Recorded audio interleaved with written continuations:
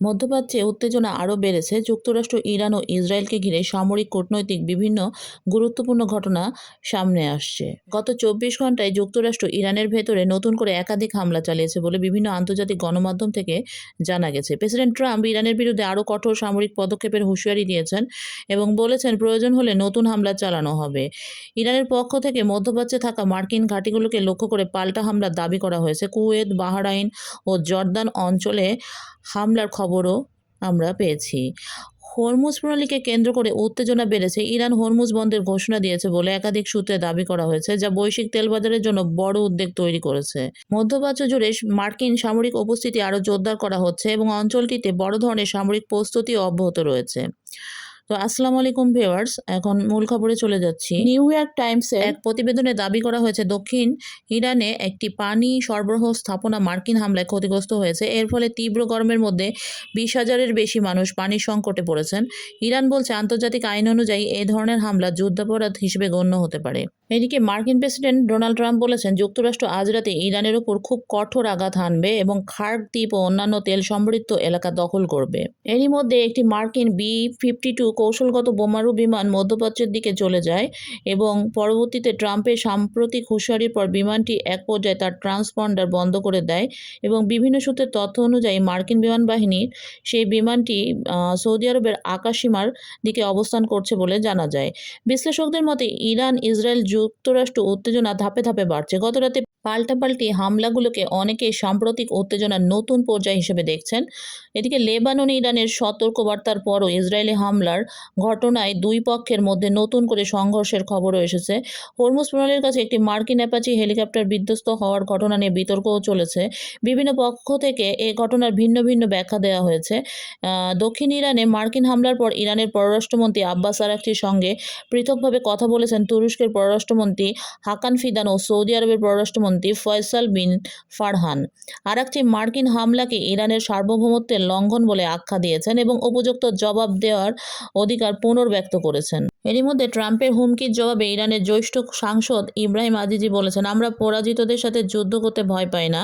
মার্কিন হতাহতদের সংখ্যা ট্রাম্পের দাবির চেয়ে ইতিমধ্যে অনেক বেশি এবং তা আরও বাড়বে। এবার যুদ্ধ শুধু এই অঞ্চলে সীমাবদ্ধ থাকবে না, দেখা যাক কী হয়। সৌদি আরব লোহিত সাগর হয়ে ইউরোপে জেট ফুয়েল সরবরাহ বাড়িয়েছে বলে শিপিং ডেটায় দেখা যায়। এর ফলে হরমুজ প্রণালীতে সমস্যা থাকলেও ইউরোপে জ্বালানি সরবরাহ অব্যাহত রয়েছে। কেপলার ও ভরটেক্সার তথ্য অনুযায়ী ইয়ানবু বন্দর থেকে প্রতিদিন প্রায় ১,১৮,০০০ থেকে ১,৪০,০০০ ব্যারেল জেট ফুয়েল ইউরোপে পাঠানো হচ্ছে। এদিকে যুক্তরাষ্ট্রের অপরিশোধিত তেলের মজুদ এক সপ্তাহে ১,২০,০০,০০০ ব্যারেলেরও বেশি কমেছে বলে প্রতিবেদনে উল্লেখ করা হয়েছে। এদিকে প্রেসিডেন্ট ট্রাম্প গত মার্চ মাস থেকে অন্তত ৩৮ বার দাবি করেছেন যে ইরানের সঙ্গে একটি চুক্তি আসন্ন অথবা ইরান এমন একটি চুক্তি করতে মরিয়া। সূত্র CNN। একটি খবর হলো যুক্তরাষ্ট্র দীর্ঘদিন ধরে গোপনে ইরানের বিপুল পরিমাণ তেল বাজার থেকে সরিয়ে দিচ্ছিল বলে দাবি করেছেন স্বয়ং মার্কিন প্রেসিডেন্ট ডোনাল্ড ট্রাম্প। এক বক্তব্যে তিনি বলেন, আজ প্রথমবারের মতো আমি এটি জানাচ্ছি, আমরা লাখ লাখ ব্যারেল তেল সরিয়ে নিচ্ছিলাম, প্রতি রাতেই আমরা তেল সরিয়ে নিয়েছি। ট্রাম্পের ভাষ্য অনুযায়ী এতদিন তিনি এ বিষয়ে প্রকাশ্যে কিছু বলেননি, কারণ এতে চলমান কার্যক্রম ব্যাহত হতে পারত। তিনি বলেন, এ কথা বলার খুব ইচ্ছা ছিল, কিন্তু আমি তা নষ্ট করতে চাইনি। এখন ইরান বিষয়টি বুঝে গেছে, তাই আমি বলতে পারছি। ট্রাম্প আরও দাবি করেন, এই পদক্ষেপের ফলে বিশ্ববাজারে তেলের দাম নিয়ন্ত্রণে রাখতে সহায়তা হয়েছে।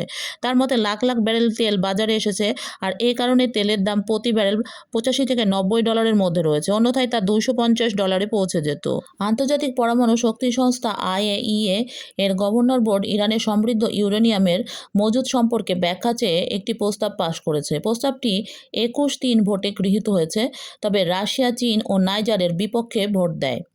এদিকে ইরানের স্থায়ী মিশন প্রস্তাবটিকে রাজনৈতিক উদ্দেশ্য প্রণোদিত বলে সমালোচনা করেছে। এদিকে ইসরায়েল হিজবুল্লাহ সীমান্ত কিছু ঘটনা ঘটেছে, যার মধ্যে ইসরায়েলের সীমান্ত দিয়ে হিজবুল্লাহর কয়েকজন সদস্য প্রবেশের চেষ্টা করেছে বলে দাবি করা হয়। এই ঘটনায় ইসরায়েলি সেনারা একজনকে গুলি করে নাকি হত্যা করে। পরে পুরো এলাকায় লকডাউন দেওয়া হয়। সারাদিন খোঁজাখুঁজির পর কাউকে না পাওয়ার পর লকডাউন তুলে নেওয়া হয়। আর ইরানের পররাষ্ট্রমন্ত্রী আব্বাস আরাগচি বলেছেন, ইরানের কাছে থাকা বিদেশি বাহিনী সবসময় ঝুঁকির মধ্যে থাকে। তার মতে তারা চাইলে চলে গেলে এই ঝুঁকি কমে যাবে। তিনি আরও বলেন, ইরান শান্তি চায়, তবে প্রয়োজন হলে অন্যভাবে জবাব দিতেও তারা প্রস্তুত।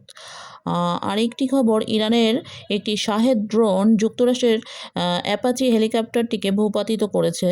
তো সিএনএনের সূত্রে এটি জানা যায়। হরমুজ প্রণালীর কাছে মার্কিন সামরিক বাহিনীর এই অ্যাপাচি অ্যাটাক হেলিকপ্টারটি, যা ইরানের দাবি যে তাদের হামলায় বিধ্বস্ত হয়। তো আজ এই পর্যন্তই, আবারও দেখা হবে খুব তাড়াতাড়ি ইনশাআল্লাহ। সবাই ভালো থাকবেন। আল্লাহ হাফেজ।